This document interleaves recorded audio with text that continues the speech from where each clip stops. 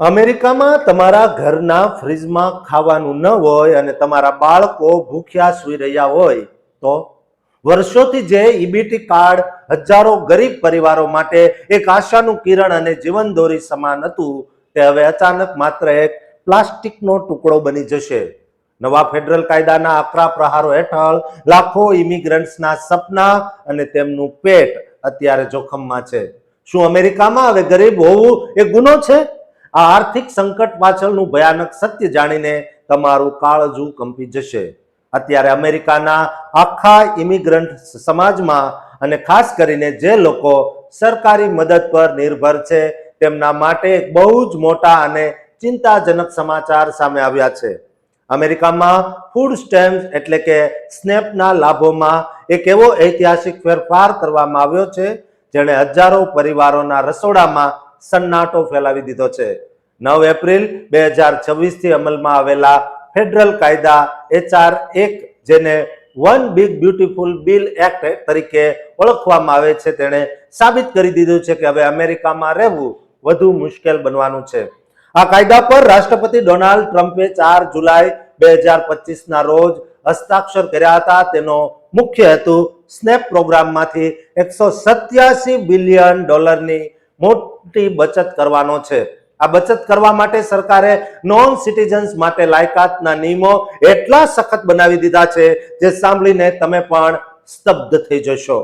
અત્યાર સુધી જે લોકો શરણાર્થી એટલે કે રેફ્યુજી તરીકે આવ્યા હતા અથવા જેમને એસાઇલી અને પેરોલીનું સ્ટેટસ મળ્યું હતું તેવા હજારો લોકો હવે સ્નેપના લાભો માટે અયોગ્ય ઠર્યા છે. એટલું જ નહીં પણ ઘરેલું હિંસાનો ભોગ બનેલા લોકો અને હ્યુમન ટ્રાફિકિંગમાંથી બચેલા લોકો જેમને અત્યાર સુધી સરકારી સહાય મળતી હતી તેમને પણ હવે આ લાભોથી વંચિત રાખવામાં આવશે. જે ઈરાકી અને Afghan SIV visa holders green card નથી ધરાવતા તેમના માટે પણ હવે ભૂખમરા જેવી સ્થિતિ સર્જાઈ શકે છે.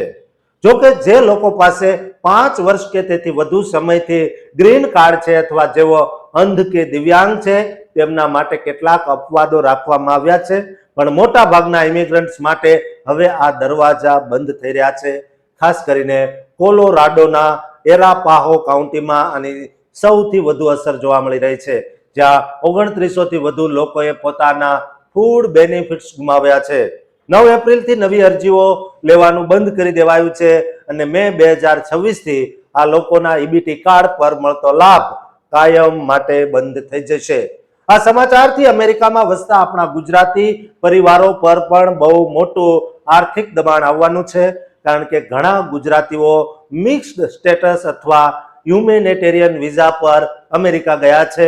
હવે આ પરિવારોએ સ્થાનિક ફૂડ બેંક્સ અને ચેરિટી સંસ્થાઓ પર નિર્ભર રહેવું પડશે. જે મોટેલ માલિકો કે વેપારીઓના પરિવારમાં આવા સભ્યો છે તેમને પણ આની સીધી અસર થશે.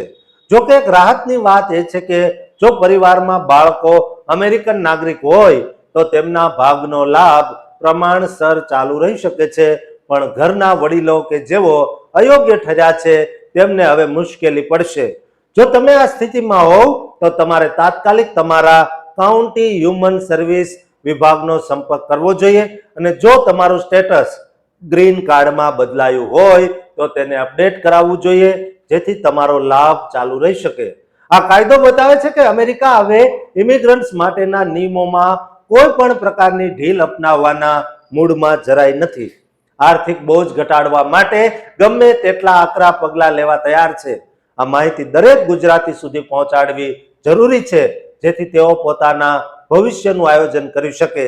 આ આર્થિક ભૂકંપ હવે કેવી રીતે સામાન્ય માણસની થાળી છીનવી રહ્યો છે તે જોવું રહ્યું. બહુ જ કરુણ એ વાત છે અને આવનારા સમયમાં આ પરિસ્થિતિ વધુ ગંભીર બને તેવી પૂરી શક્યતા છે.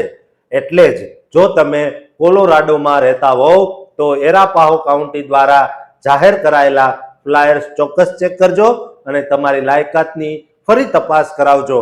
આશા છે કે આ માહિતી તમને ચોક્કસ કામ લાગશે અને તમે સાવચેત રહેશો તથા દરેક ગુજરાતી પરિવાર જેઓ અત્યારે આ લાભ લઈ રહ્યા છે અથવા જેમનો લાભ છીનવાય તેમ છે તેમના સુધી આ વિડીયો શેર કરજો. તેમને 2 ટંક ખાવાનું મળી રહેશે આ વિડીયોના કારણે. માટે આ ચેનલને સબસ્ક્રાઇબ કરવાનું પણ ચૂકતા નહીં.